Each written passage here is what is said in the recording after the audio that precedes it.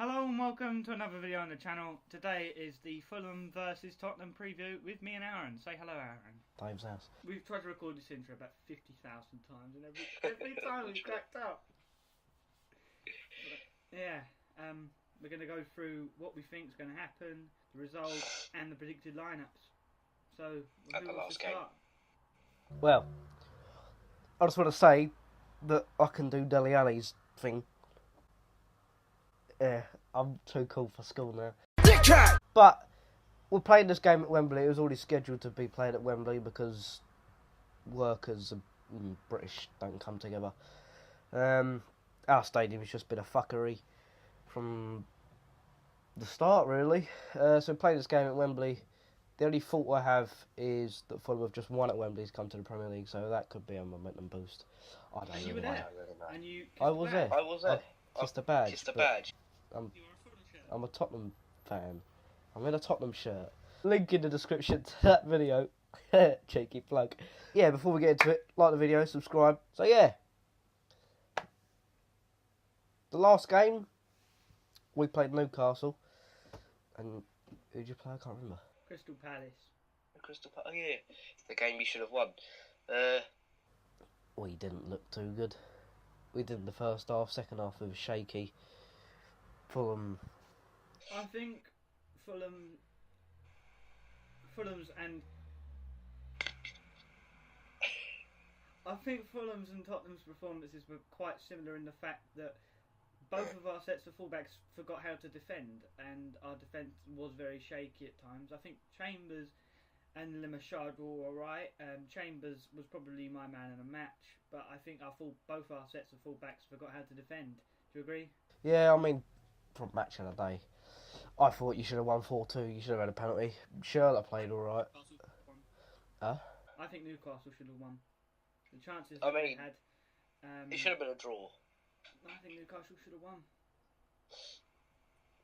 But we got the 3 points at the end To of be the day. fair, with the amount of players that you have out, Harry Kane not scoring in August, yeah, and the problems surrounding your club at the moment with the stadium, I think you're sort of like justified for the way you're playing. I mean, obviously with the players out, you're justified, but I mean and with the World Cup. Yeah, and with the World Cup. I wouldn't say I'm confident going into this game. Neither am I really. But I'm not scared, if you know what I mean. I'm more optimistic to see how we would perform against a big side like Tottenham. I just complimented Tottenham calling them a big side, but last time when we played you in the FA Cup, I think we got that video on the channel. Yeah, we've got that video on the channel. Reaction video. Check it out, fam! Yeah, we lost 3-0. I hope for the same result. Cheers, Snapchat. I hope for the same result. 3-0. I don't think that's going to be the result. I've got two scores in my head, and I don't know what one to go with. I've been thinking about it all week, and I've got one result in my mind. But I mean, it could really and truly go either way. We could wipe the floor with you. Not even saying that, we could with Mitrovic, Sessegnon, and Schürrle. If those three are on form and manage to get through your shaky back line, is Alderweireld playing? I don't know. I hope he does though. If Alderweireld isn't playing, then there is actually a possibility of us giving you a bit of the spunky runky. A bit of a game, yeah.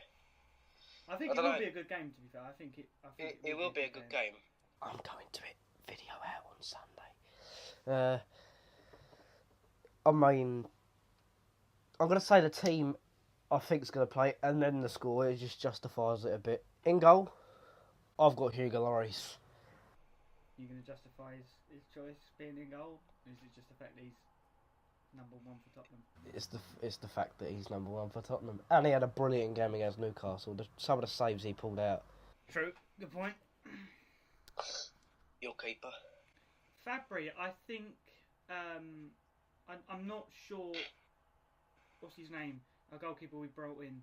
Rico. I don't think Rico is about ready to play yet, and I'm not sure what's going on with Bettinelli. He's been linked with a move away. A lot of speculation surrounding him recently, linking him with QPR of all fucking teams. So I don't know whether he's going to play. So I'm going to stick with Fabry. He looked all right against Crystal Palace. A few times where there was a bit of miscommunication between the back line, but other than that, if he can work out his way to communicate with the defenders, he'll be a good keeper. And that's why I've got him in goal. And for the fact that he played last time against Crystal Palace. Right. Fullbacks. It's difficult because it's Pochettino. He can do anything with the defence alone. But I think he's going to go with Aurier and Davies again. Because Trippier, he had that injury that looked horrendous in the World Cup. He played against Belgium in the third round. But Aurier, he had a decent pre-season, not the best. Trippier, I think, will be back on the bench on Saturday. And Ben Davies is just... Danny Rose just isn't getting into the team ahead of him anymore, I don't think. Yeah, Aurier and Davies are the fullbacks for me. You? Byron and Christie. Byron did pick up a knock against Crystal Palace. Mate, I'm not sure. Can I just fill you in a second? It's not Byron, it's Brian. Brian. I said Byron. Did I say Byron? Byron. Sam Byron playing at left back for us now, you see.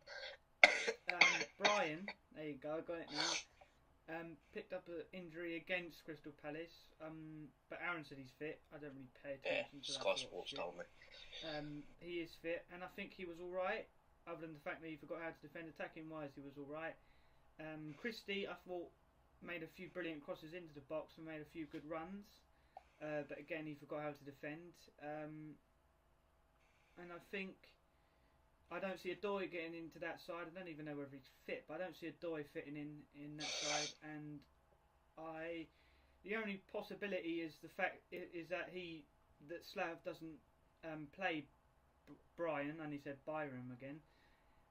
He doesn't play Brian and plays Cess at left back and Vieto or someone else in left wing, but I don't see that happening.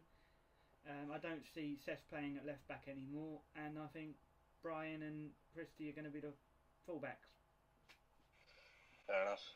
Centre backs. See, Sanchez, he had a decent World Cup, but against Newcastle. Get the heart medicine out.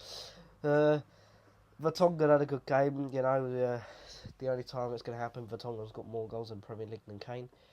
9mm over the line. But centre backs, I think it's going to be Sanchez and Vertonghen again. I mean, Pochettino, by the 0.00001% chance you actually click on this, fucking play Alderweireld ahead of Sanchez. Your centre backs. My centre backs is the same against Crystal Palace again. Callum Chambers and Maximilian Marchand. Chambers looked alright. He was my man of the match. I don't know whether I've said that. Yeah. I feel like I've said that. Chambers was my man of the match in that Crystal Palace game. He looked really... you could tell that he's played for a big side. He has a lot of experience and a lot of... Middlesbrough. Forget Middlesbrough. Arsenal, yeah. You can tell that he has played at a high level and he's got a lot of experience. Limashard, I think he has the 4th or 5th most passes. I saw a stat the other day, 4th or 5th most passes so far. He was doing a lot of passing around back in the midfield. He was alright. He wasn't anything special, but he was alright. I think Ream still got a knock. Yeah. Mawson's still out, so I don't see the two centre backs changing. Fair enough. You got 3 in midfield, didn't you?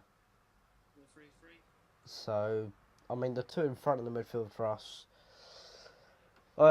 most likely going to be Dembele and Dyer. Anyhow, he plays Sissoko against Sessegnon, Mitrovic and Schürrle. We're in for a rusty time. But I think he's going to see some sense. And he'll play Dembele and Dyer. Dyer is Dyer. He's solid. As long as he's not a centre back. Yeah. And Dembele is just the most. He's a tank. Yeah, he's going to be playing us again, isn't he, Mr. Dembele? Yeah, you just don't get past Dembele. Not even N'Golo Kante can get past Dembele, so that sums him up. So Dembele and Dyer in the middle. I'm going to say the midfield three. Yeah. I'm going to say the same that we played against Crystal Palace. McDonald, Seri and Kearney. McDonald did get exposed a few times. Seri played very well. But he wasn't able to, on a few occasions, get the ball into Mitrovic, and Mitrovic got a bit annoyed. But Seri played well, and Kearney's Kearney. You aren't going to replace Kearney in the team unless he's injured. He is quality. So that's my midfield three. Right, so you've got three. I'll just do the front four. Son could have played his last game for Tottenham for 2 years potentially against Newcastle. It does hit a nerve. It does. That if they don't win it, he won't be here. He'd probably get shot dead. Don't say that. He probably will. Let's face it. Fucking hell. So the front four on the right, I'm gonna go with Lucas again. He played brilliant. He played brilliant against Newcastle. On the left, Eriksen. In the middle, Dele Alli. I can't do it. In the middle, Dele Alli, and then up front, the man who doesn't score in August, Harry Kane. Eriksen's Eriksen. I think the key battle in this game is Eriksen versus Kearney. I think that's going to be a very good battle as well, and I think Because it's going to be interesting to see Seri versus Dembele as well. Dembele and Sessegnon versus what should be Trippier, but I think it'll be Aurier. And Aurier's going to get ripped to shreds, I think. Ali is Ali. The movement off the ball the other day against Newcastle was brilliant. He made the defence go like bloody jelly on the plate. And Kane, I hope he can break his duck, but let's face it, he won't. So yeah, that's my team to face Fulham. One change, Dembele for Sissoko, and your front three, which I presume is no different. You're correct. Mitrovic, Schürrle and Sessegnon. In the first half, Schürrle was making some brilliant runs, but in the second half, I think Slav told Schürrle, both wingers, to drop back and help with the winger, help defend or something like that, and then try and push forward. I don't think that was the correct decision. I think that left us really prone to attack. So I don't think he should do it again this time. I think he should allow Schürrle and Sess to be really creative and allow them to get wide and whip the ball into Mitrovic, and I think that's how we will score goals. Sess is Sessegnon. As I said, there is a small, minuscule chance of him playing left back if Slav doesn't want to. I can't think of the word. Doesn't want to risk Brian.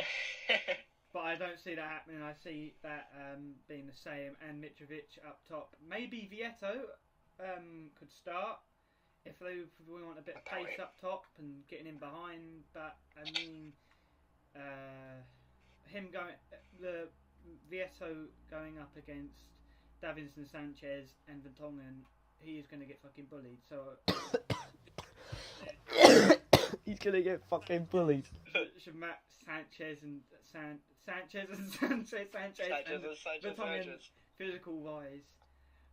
So I've gone with Mitrovic, the exact same team, and yeah.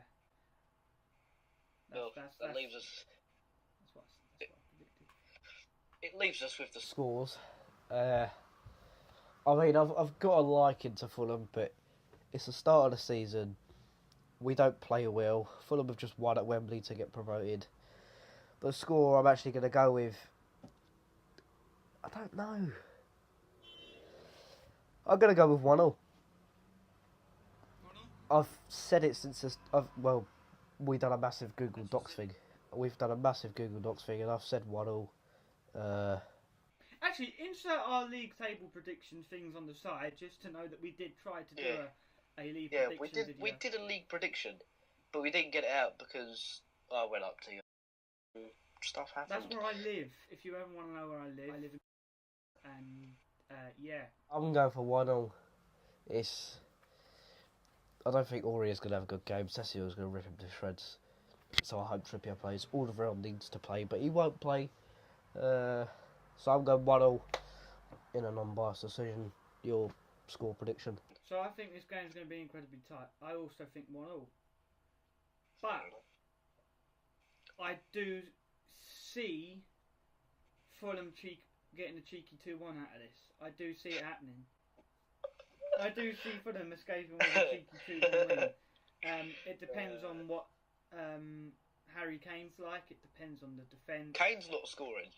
It depends on the defence. And hopefully Lloris pulls out one of his blunders and goes to catch a ball from Sessegnon but completely misses it, and it goes in the back of the net in the 91st minute.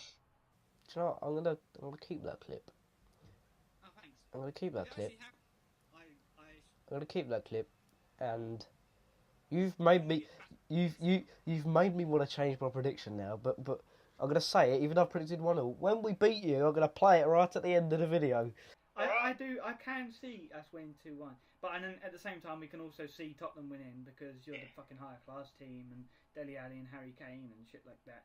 But I think because this is only the second game of the season, Harry Kane not scoring, your defence, I do genuinely believe that Fulham can win this. But I don't think we will. I think it'll be 1-0. Incredibly tight game. I've seen 1-0. And something that's not been mentioned, it's a London derby. It is a London derby, but that doesn't really... We apart from many years ago, Aaron saying that he had a chat from a Tottenham fan singing in a pub. Do you remember that? Yeah, I remember that. Other than that, some guys in a pub, some Tottenham fans in a pub saying we hate Fulham, which I really don't believe actually. I can remember that. It didn't happen. It didn't happen. There is no rivalry between the two of us. Apart from you beating us 4-0 in the FA Cup. So yeah, thank you guys for watching. Just stay tuned to the channel, subscribe, because I like subscribers. Like the video, to anyone who does want to like the video, or dislike it if you're a sub-T Arsenal fan. Actually, it's going to be a big game. Stay tuned to the channel, as I said. Thank you guys for watching. Goodbye.